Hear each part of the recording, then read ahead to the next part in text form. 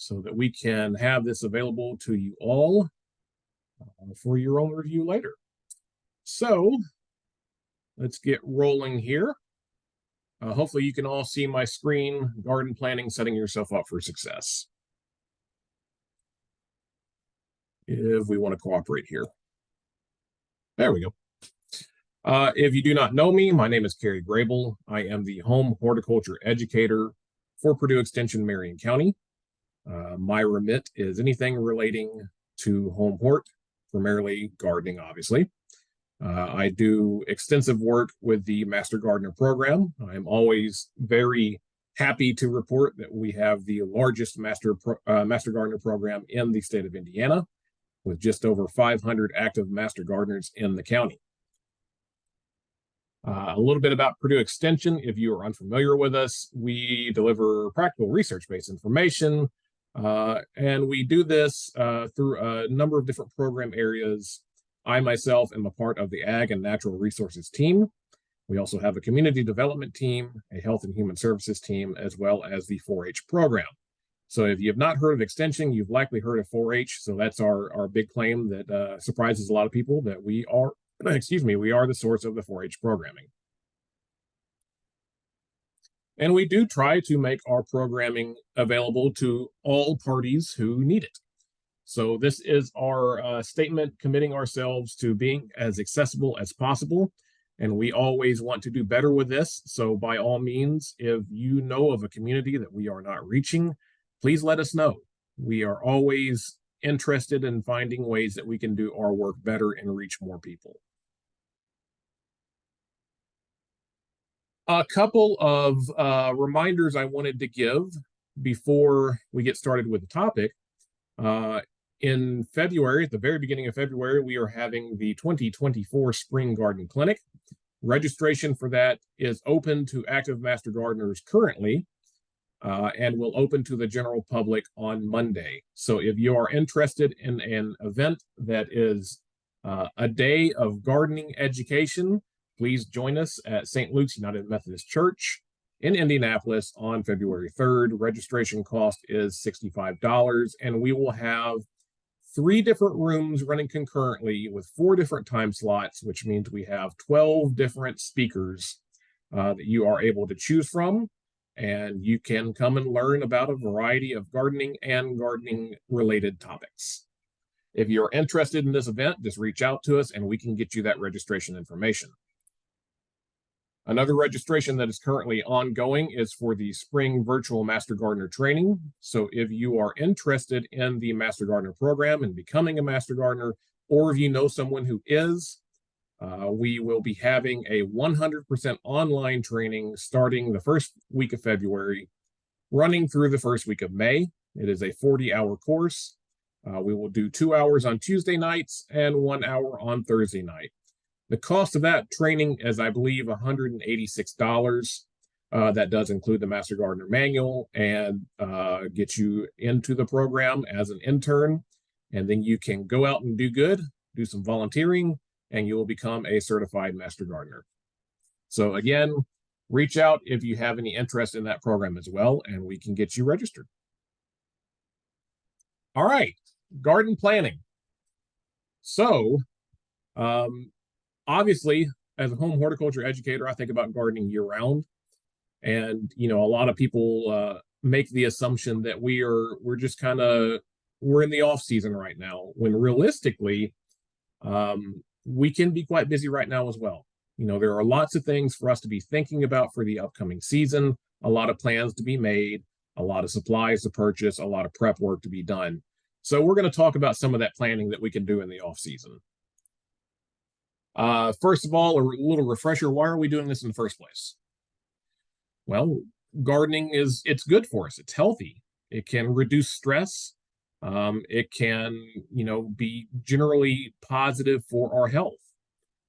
We get a sense of reward, a sense of pride, a sense of accomplishment when we have these gardens. It's physical activity as well, so it's exercise. And we are also providing ourselves with healthy foods. So all around, as we all know, gardening is becoming more and more popular.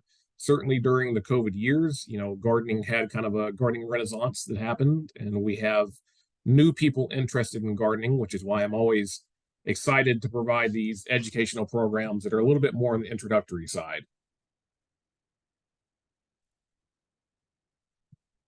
Gardening supports your community. We are providing sources of food for those who may not have sources of healthy foods. We are educating folks. We are mentally stimulating people. Just by being in a garden, you are mentally stimulated by this environment.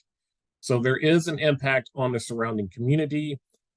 We are providing a service for our community by working in these green spaces. If you are part of a community garden, or if you work at your local park, or if you're just contributing in some way, we're having a greater impact than maybe just in our own garden as well. So, step one. If we are entering, let's propose a hypothetical situation for this presentation, in that we do not have a garden and we are starting fresh. So step one is, what is your goal? What is your objective in doing this? Are you providing food for your family or for your community? Are you providing yourself or someone else for a location to go and relax? Maybe you like cut flowers in the house, and maybe you want to provide your own source of these cut flowers that you can provide to bring nature inside. So we have to think about, what are we trying to accomplish? We want to think about, is this a vegetable garden? Is this an ornamental garden? Is it a combination of both? We need to think about the aesthetic that we're trying to achieve, our health goals that we set for ourselves. And then one that is less frequently talked about in the planning stage is the sustainability of that garden. So how are we going to keep that thing rolling for year to year? If you think sustainably from the get-go, you can save yourself time and effort and labor having to rescue a space every year. So think about how we're going to keep that space going annually as well.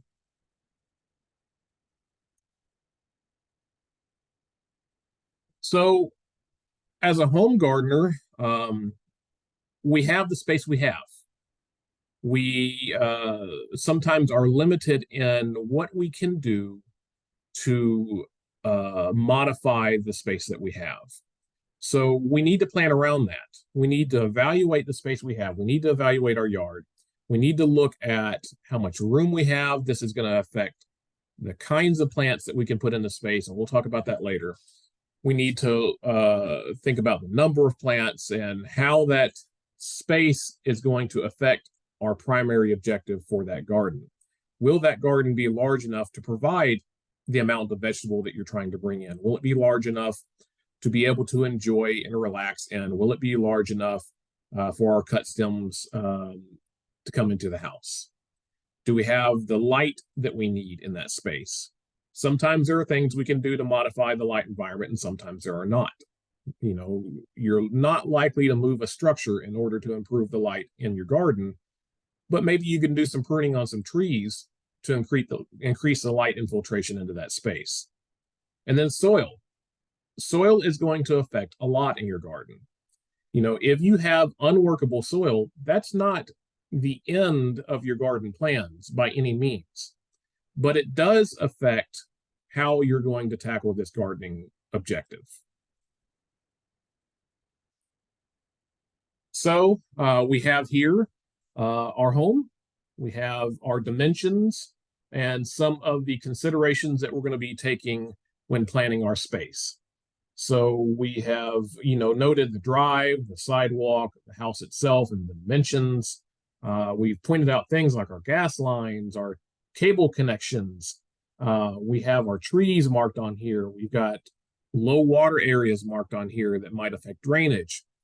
So we are starting our process. We've got our map here that we can then build upon in our gardening space. So again, we've just talked about some of the needs that we're going to have for that garden space. So we can start to place our garden on this property somewhere that might best benefit the garden in terms of light. We need to be thinking about microclimates. For example, my back patio faces west. So I can walk out there when the temperature is 10 degrees outside in my shorts because that back patio is always hot.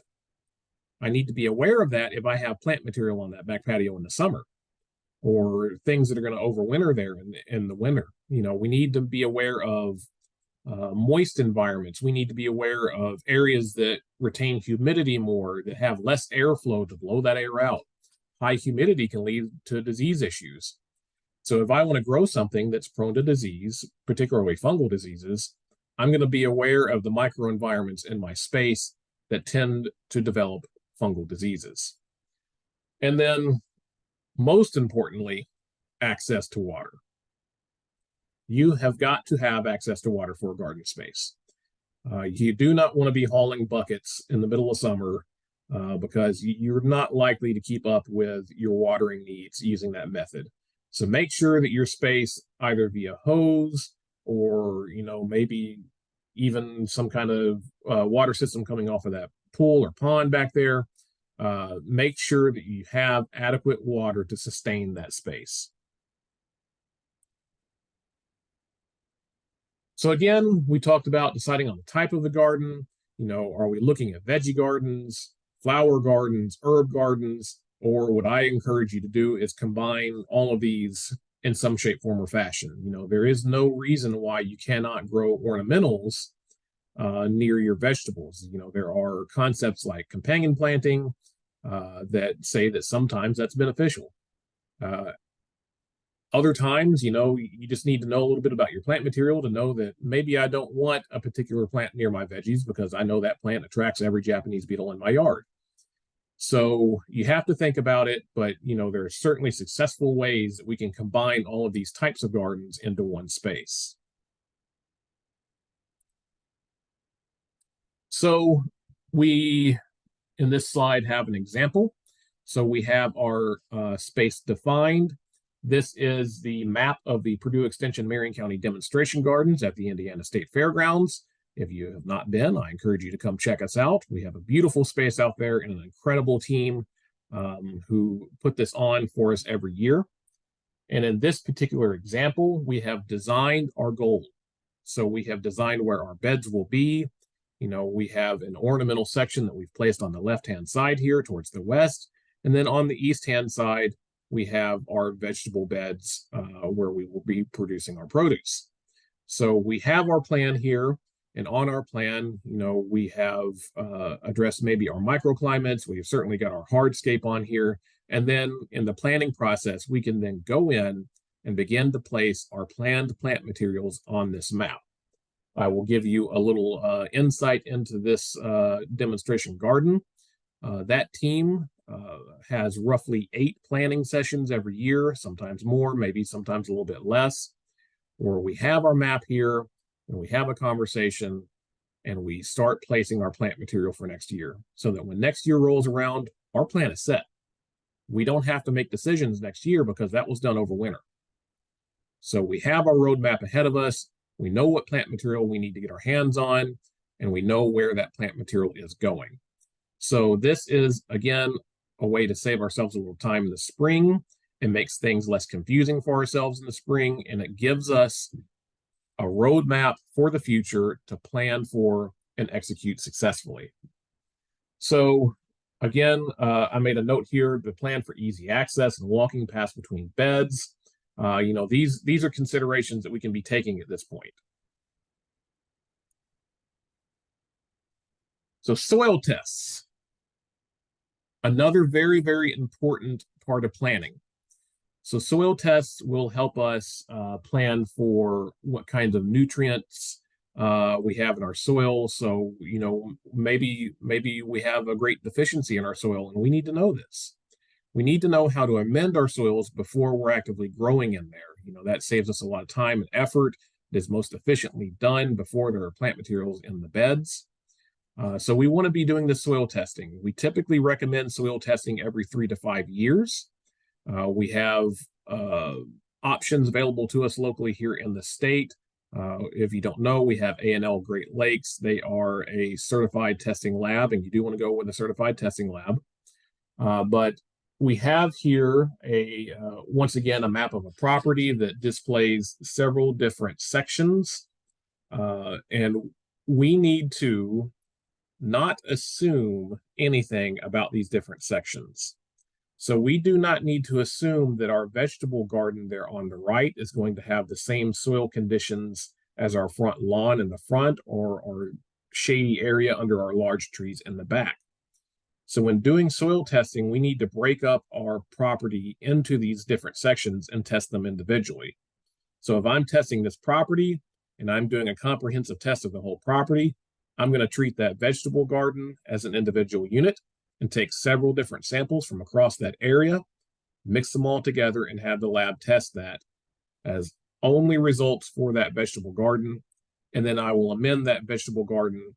I will tell the lab that I'm growing vegetables there, first of all, and then they will give me recommendations on how to amend that soil to be successful for vegetable gardening. I will treat our shady back lawn under those large trees as an individual unit. Again, I will take representative samples from that entire area.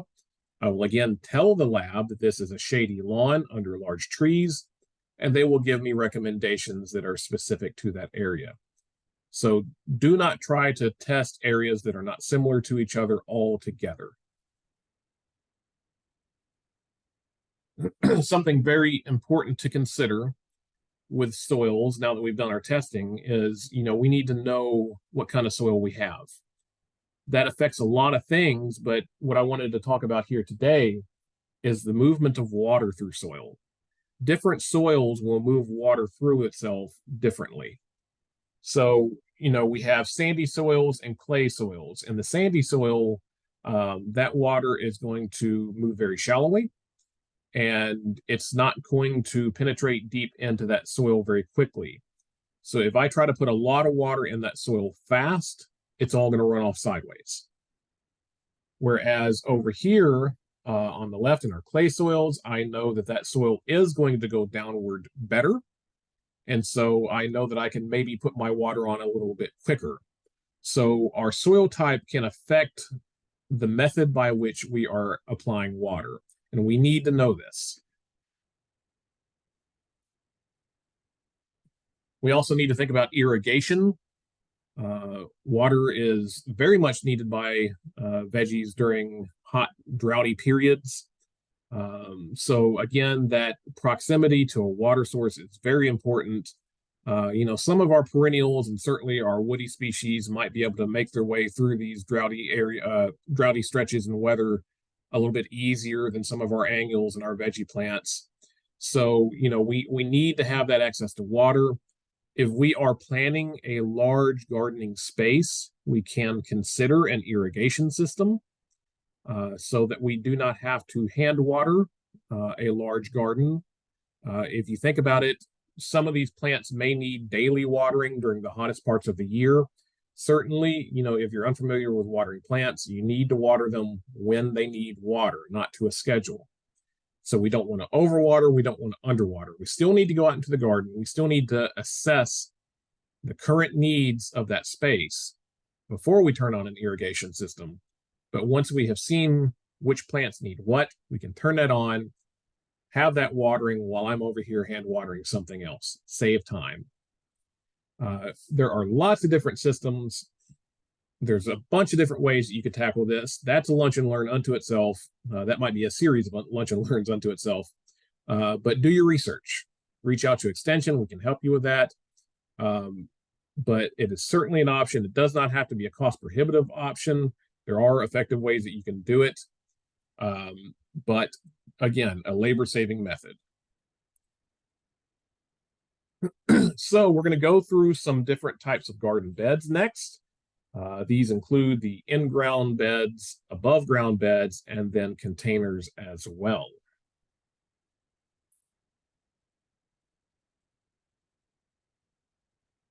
So this is a big slide. There's a lot covered here, but we'll try to go through some of the generalizations here. So in-ground beds, this is referring to, we are planting our plants directly into the ground. So we may have amended the soil, we may have worked the soil, but it is, at the end of the day, it is planted into the ground, directly into the surface. There's probably some kind of visual edge, be that just, a mulch edge, or we may even use the plastic edging, depends on your tastes. We are planting into that existing soil that we have amended with compost or fertilizers, things like that. A raised bed might be used in a situation where our soil tests have given us some bad news. If we have some very poor soils, even if we have contaminated soils, we can consider a raised bed, which is very similar to an in-ground bed, but it has a raised edge or border, and then we have filled that in with soil of some kind.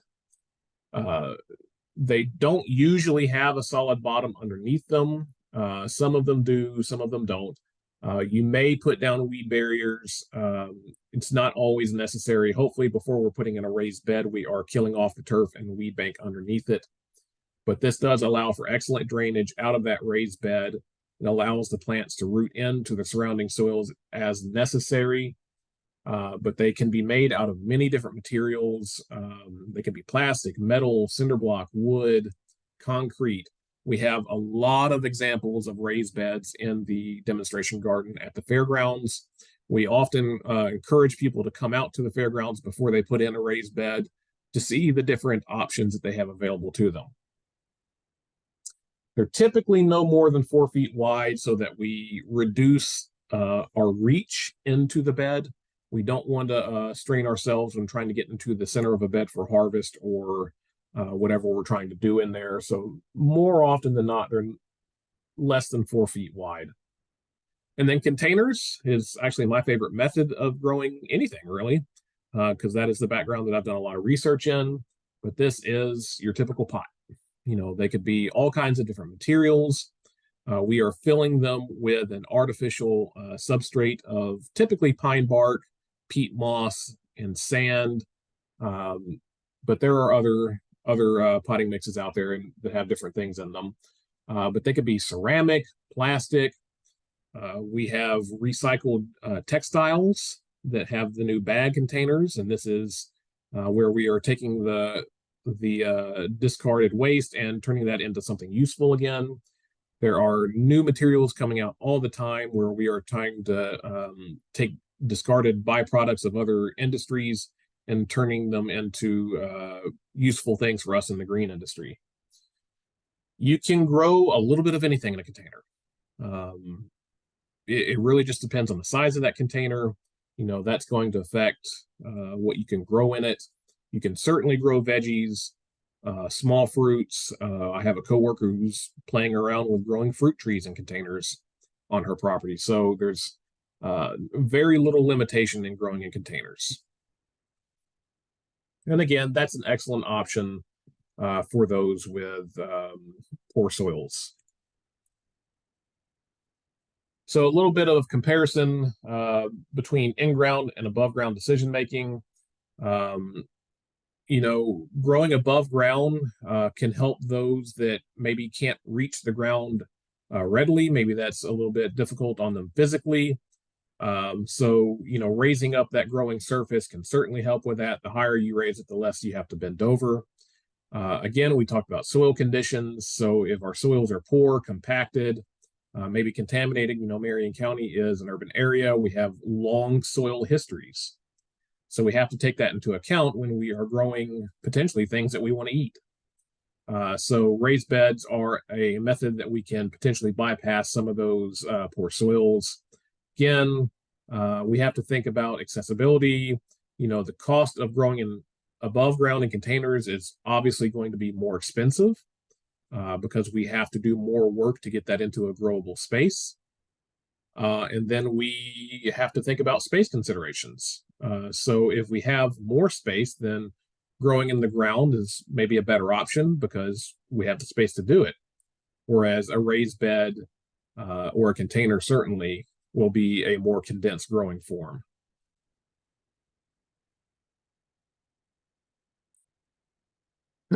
Container gardening, a little bit more on that. So again, we have talked about bypassing poor soils. But one thing I wanted to hit upon is that containers are going to open us up to spaces that we would not otherwise be able to utilize for gardening. So hardscape spaces, sidewalks, patios, window boxes. I have a picture in another presentation of a herb container. So herbs are being grown right outside the kitchen window. It's right behind the counter. So they open the window, reach out, harvest their herbs, bring them in and cook them. So, it's utility, it's, porches, balconies, driveways. If you don't necessarily have a yard space to grow in, but you do have some kind of porch or balcony or something, grow in it. Grow some veggies, grow some herbs. Use some of that fresh food ingredients. So let's see a little bit about how we are filling these raised beds and containers. So with raised beds, we can use a 50-50 soil and compost mix. We are doing some kind of hybrid in raised beds between soil and container. This is a place where, we can kind of mix the best of both worlds here, because in containers, we don't want to use natural field soils because it just will not drain. But drainage is far better in raised beds, so that is an option to incorporate some of that. In ground, if we need to do some amending, again, we're typically adding organic matter to improve those soils, but that is something that you really do not want to undertake without the advantage of having done a soil test. Before you do any soil amendments in the ground, you always need to have done some kind of soil test to help you make those decisions. Don't go in blind.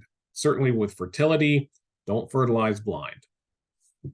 And then again, in containers, we're using that soilless potting mix. We can't use soils. They will not drain well. It'll lead to too wet conditions, and it'll lead to root rots and all kinds of issues. So we want to use those potting mixes. There's a variety of potting mixes on the market. Again, that's a whole nother conversation, but there are resources out there that can help you maybe hone in on what you're growing and what kind of potting mix you might take advantage of. Okay. I do see that we got questions popping up in chat. Let's get through the presentation and then let's have a conversation towards the end. So we've got our location, we've got maybe our beds going, and now we need to fill them. So we always harp on in the Master Gardener training about right plant, right place. That should be hopefully something you hear repeatedly, but we need to choose our plant material correctly. So we know our location. Now we need to put something in that location that is going to thrive there. So we need to go into our decision-making knowing what kind of shade requirements these plants need. Do they tolerate shade, or do they need full sun? Do they like to be dry, or do they like to be kept wetter? We need to think about pest considerations. Again, like we talked about with the potential fungal issues. We need to be aware of, well, this is a humid spot, so maybe I don't need to put zinnia in it. Or maybe I need to keep my cucurbits out of that spot because they'll get fungal diseases. So choose the plant for the location. So you need to think about the size of the location as well. So again, veggies need space and they need light. There are more compact vegetables available if you want to put them in a container or if you have less space, but make sure you are getting those varieties that are known to stay small. Don't overplant. So if we are overplanting, particularly in a vegetable garden, we are, again, creating an environment that is more conducive to the development of pest issues, fungal diseases, bacterial issues that might spread, or we might lead to a boom in insect populations. So again, if you have a teeny tiny spot, maybe don't put pumpkins in there. Maybe we put a small cherry tomato in there instead. So again, right plant, right place. What about your shady vegetables? Typically, veggies need 6 to 8 hours of sunlight. So, these are things like our corn, tomato, squash, cucumber, eggplant, peppers, beans, and peas. But if we're getting less light than that, we can still utilize that space for production of veggies, things that we're growing for their roots more, or their leaves like beets, cabbage, lettuce, mustard. We can still put those into those partial shade spaces and, excuse me, and still utilize that space for the production of food. we need to be aware of our climate. We certainly don't want to be overwintering some tropicals in Indiana. I put this in to make sure everyone is aware that there is an updated USDA plant hardiness zone map for 2023. And I like this comparison here to show it is not an insignificant change. Look how much less of zone 5 we have now in Indiana. So be aware of that. Be aware that not all resources have been updated with this new map yet. So you are now forewarned that you need to pay a little bit more attention to the zones on plant material. Ask more questions in your garden center if you're going to a garden center for plant material. And be sure that we are planting things that will thrive in the Indiana environment. If we are going and purchasing our plants before we're planting them out in the garden, then let's have a conversation about what we're looking for. So in this picture, I hope that it is readily evident that the plant on the right is the better plant. Never be afraid in the garden center to turn that pot over, pop it off, and have a look at the root system. You want to see a lot of roots there. On top, you want to see a more vigorous looking plant, a bigger plant with more branching on it. Inspect it for pests. Make sure you're not bringing in, problem pests into your garden just because you brought in a plant. So we want to start off with something vigorous, and that is going to help us have more success in the garden down the road. So things that we can be successful with transplants are veggies like tomatoes, peppers, cabbage, broccoli, eggplants, and collards. Again, we're looking for plants that are healthy, kind of avoiding the yellowing and browning leaves, look for the disease material. If you see some roots coming out the drain hole, that's a good sign. But again, I like to say to pop them out and have a look at it. You can also start from seed. I enjoy starting my seed every year. It's kind of gets me excited about the growing season, and it's something I can do indoors before the weather's really warm enough to be outside. So this is something you can do to maybe save a little bit of money. It might be a little bit less expensive to start the seed indoors than it would be to buy the transplant yourself. You can maybe grow varieties that you were unable to find at the garden center, starting from seed. Again, we're trying to get ourselves a head start on the season. So, there are plenty of seeds that can be sown directly into the garden, but if you start them indoors 3 or 4 weeks before you were able to sow them outdoors, then you have bought yourself a month there to get ahead of the game. The key thing here, if you're planning on starting from seed, is order that seed early. Supply issues seem to be getting better, but it has been a challenge over the last few years to get all the seed that you want. So the sooner you order it, the sooner you'll have it, the sooner you'll know that you're going to have it for the following season to help you with planning. Again, order early and get them started indoors. Be sure that you're buying seed from reputable companies so that you're getting what you're supposed to be getting, and that you're not getting weed seed as well. So a lot of reputable companies will post their germination test results there on the seed packet, or they have it readily available online. So this is the guaranteed percentage of that product that will germinate. So look for a high number there. Look for a test result that shows very low percentage of weed seed, if any at all. So always, again, that goes back to the principle of just being aware of what you're bringing into the property. Quarantine is one of the best practices to avoiding weeds and pest issues. And then there at the bottom, it's giving you a couple more good candidates for starting indoors: broccoli, cabbage, cauliflower, eggplant, peppers, and tomato. So to get them going, there's a lot of, and again, this is another whole presentation unto itself, but this is just a very, very quick rundown. So these principles kind of apply indoor and outdoor. So cover the seed with soil and tamp it down with maybe the back of your hoe. We want to tuck them in, but we want to be gentle with it. You want to water it light and keep it moist. If you do not keep it moist until germination, you will have very poor success. Once you see that germination has occurred, you can definitely start drying it down more. Once you see that germination, if you continue to keep it wet, you're going to rot the plant out. But until it's germinated, you have to keep it moist. So in raised beds, you don't necessarily need row spacing. You just need to be aware of the dimensions of the space you have there in that bed and plant accordingly.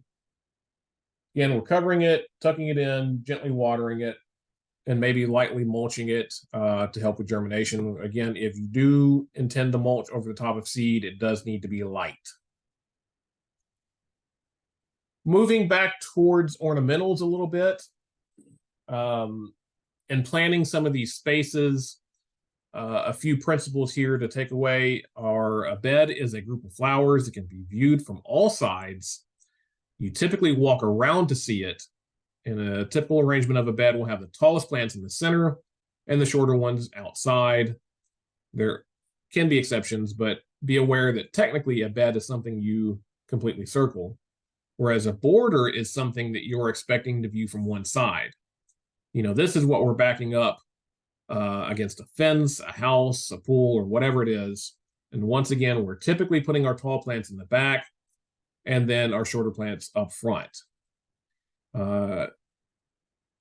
These are principles, they're rules, but rules are always made to be broken. So there's always going to be exceptions to this. So an S-curve shape in the middle of a bed where the heights can flow and be played with, that can still be quite attractive to look at.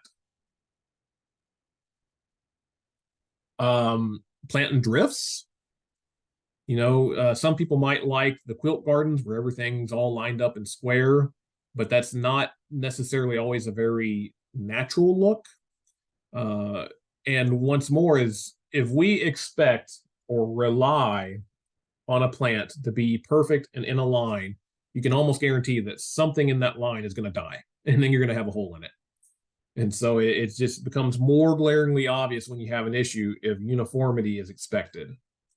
So if we break up that uniformity, if we add more curvature, if we add odd numbers is a big one to help us with that, we can better hide when we have failure. Groups of 5, 7, and 9, these are odd numbers that if there's a plant missing from that group, it's much less obvious to the eye. Another consideration is the background. Look very, very hard at this image and you will notice there are purple irises in this image, but they don't stand out. First of all, it's a dark picture, so that doesn't help. But on the right, hopefully you can see my mouse there, there are purple irises here.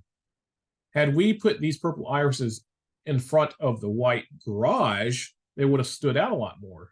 We should have swapped the white and the purple here, and it would have been much more visible to the eye. So we have to consider the backdrop. We have to consider, the viewing angle. Oh, these next couple of slides are some of my favorite. I stole them shamelessly from the Master Gardener training because I love them so much. I love playing with color in the garden, and I love playing with textures in the garden. So here we have a play with the yellow of these hostas and these the grasses in the front. So we're adding more interest to that bed here. Again, look at these contrasting textures and look how attractive that can be. So we have our ferns that are very feathery and our Solomon seal that has a much broader leaf growing intermixed with each other, and it just adds more interest to that space by just playing with texture. Seasonal interest. I'm actually very proud of the daycare that my daughter goes to because they took this principle and ran with it. And, by choosing plant material with interesting features other than its leaf material, we have something to look at when that leaf material has fallen away. So we've got our red twig dogwood there on the left. I can't remember the holly on the right was a play on berries. The name is a play on berries, berryful or something like that. But again, we have something to look at, particularly with the contrast of that snow behind it. Again, the frozen seed heads there, its texture, its color, it's, something for the snow itself to sit on, and it has interest year round. So we can plan for that. We can use that when all else has gone dormant in the garden. We have nothing else to look at. We can use what we know will provide a seasonal interest year round. So with ornamental design, remember that lines aren't naturally occurring, and best laid plans often go astray with them. So we want to use those odd numbers when possible. We want to use the more flowing designs, groupings as opposed to lines. We also need to think about shared needs in a space. So group plants on their shared needs, so their shared light needs. A big one is their shared water needs. You don't want to plant the succulent right in the middle of a bed that you're going to have to water every day because everything around it needs water. You're going to rot that succulent out and it's going to die. So group your plants together based on their shared needs there as well. And then I like to tell people, if you need ideas, go steal them. There are plenty of places out here locally that you can go and get ideas. That is the very principle of the Purdue Extension Marion County Demonstration Garden at the State Fairgrounds, is that we are trying to provide examples and ideas that you can take home. So go visit gardens, our demo garden, go to Newfields, go to the zoo. We have so many parks around that have beautiful displays that you can go out and get ideas. So don't be afraid to steal ideas. If you see something in your neighbor's yard and you love it, I've stolen from my neighbors. I am not ashamed to say that. So get some ideas from them and incorporate them into your space. Record keeping. I talk about this all the time. Keep a garden journal. Keep those soil test results in there. So you can put the date you had that soil test done and the results you got, and then make notes. Make notes and say what you did to amend that soil, so that you always have that record and that journal that shows the change over time. Keep track of what worked and what didn't. If you had to go out and put chemicals on something, hopefully you didn't have to, but if you had to, write down the date, what you sprayed, what kind of plant it was, what the chemical was, and what you were trying to get rid of, and then make notes on that success. Keep your garden plan, your map there as well, and then plant names. I wish I had labels on every plant in my yard, but I don't. And so I am bound to forget varieties eventually. Write them down. And then finally, all of this takes time. So we showed our garden plans in the beginning, and I would encourage you to make a long-term plan for your space, but do not try to accomplish it in one season. We frequently have guests come out to the demo garden. These are all photos from the demo garden. And they want to go out and they want to replicate the entire thing next year. And we say, certainly plan for a space this size, but do not try and bite it all off in 1 year. Maybe accomplish one bed at a time and then build upon it. Build upon it the next year. Go bigger next year. Go bigger the next year. Go bigger the next year. So Rome wasn't built today. Your garden doesn't have to be either. So set realistic goals for yourself and don't get disappointed if something is a little bit slower than you wanted. Again, this is something that changes over time and will get better every year. So I'm going to pop the chat open here and have a look at some of the comments. Let me see if I can real quick. I should know how to use Zoom by now. I'm going to make it so that you can unmute, and let's have some chat. What are the natural amendments for the soil? We usually just layer cardboard over the area we want to plant in and top with poultry and rabbit manure. and they're use bedding, plus we'll mix in the compost from here. So certainly the cardboard method is a good way to get into a space. So that is, again, we put that down as a method to kill off the grass and kill off the weed banks. We might put that where an in-ground bed is going to go. We might put that where an above-ground bed is going to go, but that's certainly a good way to start. We want to use untreated cardboard. We don't want the waxy cardboard. We want the stuff that we know is going to degrade over time. And you can do that. You can put your amendments directly on top of that cardboard to hold it down. And then as it degrades, you can mix that in later on. With poultry and rabbit manure, I would have to do a little bit of reading. You certainly want to be careful with certain types of manure. I know that there can be buildups of especially heavy metals with certain manures, but there's lots of different soil amendments out there. There's too many for me to go into today. Look for a good Purdue Extension resource or maybe another Extension Service resource that can list those out for you. But there's certainly peat as an amendment, compost, home compost or compost that you buy in. There's lots of minerals that you can add in for improving soil textures. So there's a lot of options there. Barb once grew dwarf fruit trees in containers, and the critters beat me to the fruit. Yes. With fruits in containers, it's not a question of if the critters are going to become interested in them. It's a question of when. So for my blueberries, so I have grown blueberries in the big plastic tubs with the rope handles. Very successfully done it. They did fantastic. And then the birds discovered them.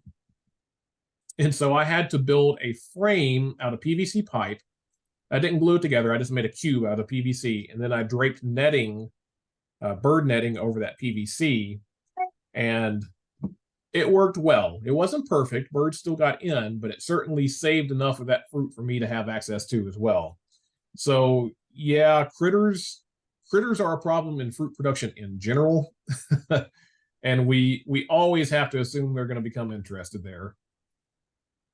Discuss again soil testing multiple spots in the garden versus when to pull. Okay, so if I have a rectangular shaped bed in the middle of my lawn somewhere, I don't want to assume that the soil conditions in my bed are going to be the same as the lawn. So I want to treat it separately.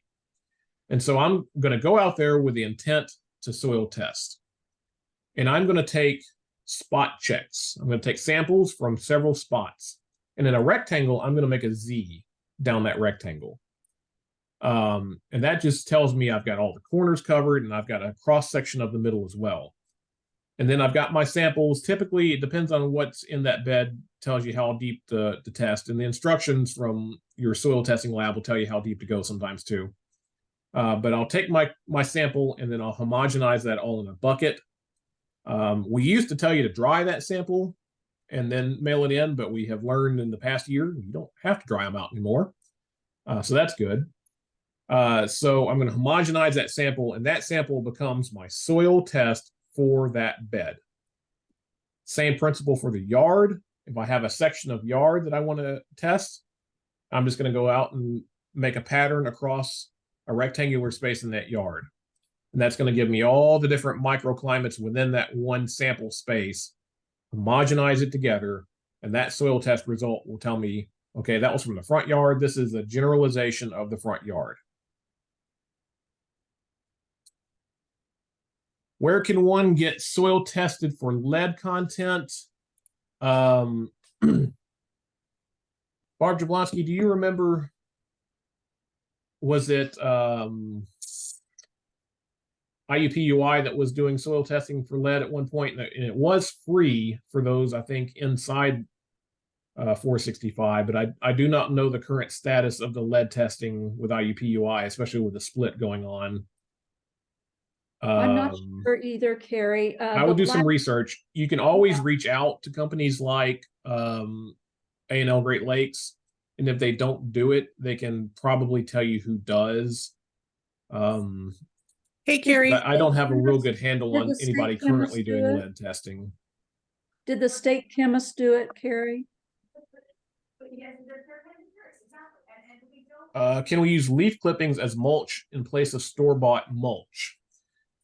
You can. I would encourage you to at least chop them up somewhat. You know, we don't want big wet plates sitting on top of what we're trying to grow out of. So, you know, chopping up that mulch material can be fine. Leaf clippings don't add a ton of nutrients back into the soil, so I wouldn't rely on any nutrients being added back in through leaf compost mulch, but they do add organic matter, so that's a good thing. But again, it's largely dependent on what kind of leaves you're using. Do try and at least mow them up or, you know, chop them up somewhat before you put them onto a bed. Any other questions?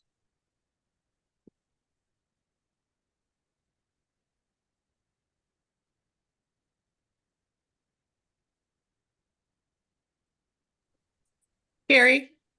All right. Hey, Carrie. Well, if no one has anything else, I'm going to call us good for the day. Thanks everybody for coming out.